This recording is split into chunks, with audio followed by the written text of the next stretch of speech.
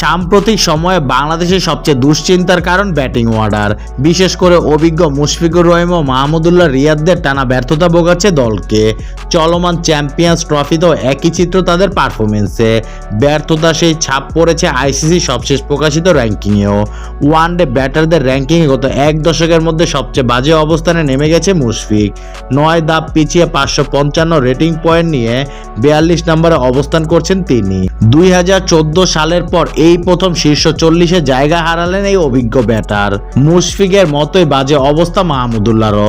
মাঠের পারফরমেন্সের ছাপ র্যাঙ্কিংয়ে স্পষ্ট। 7 ধাপ পিছিয়ে 548 রেটিং পয়েন্ট নিয়ে 42 নম্বরে আছেন তিনি। মুশফিকের ঠিক পরেই অবস্থান করছে মাহমুদুল্লাহ। চ্যাম্পিয়ন্স ট্রফিতে নিজেদের সবশেষ ম্যাচে দলের হয়ে সর্বোচ্চ রান সংগ্রাহক ছিলেন নাজমুল হোসেন শান্ত। 77 রানে সেই ইনিংসের পরও র্যাঙ্কিংয়ে পিছিয়েছে বাংলাদেশের অধিনায়ক। অবশ্য আসরে প্রথম 2 ম্যাচে ডাক খেয়েছিলেন তিনি। 2 ধাপ পিছিয়ে 27 নম্বরে আছে এখন শান্ত। বাংলাদেশি ব্যাটারদের এমন বাজে পারফরমেন্সের মধ্যে কিছুটা ব্যতিক্রম তাওহিদ হৃদয়। ভারতের বিপক্ষে সেঞ্চুরি করেছিলেন তিনি, তাতে র্যাঙ্কিংয়ে উন্নতি হয়েছে তার। 18 ধাপ এগিয়ে 494 রেটিং পয়েন্ট নিয়ে আছে 64 নম্বরে।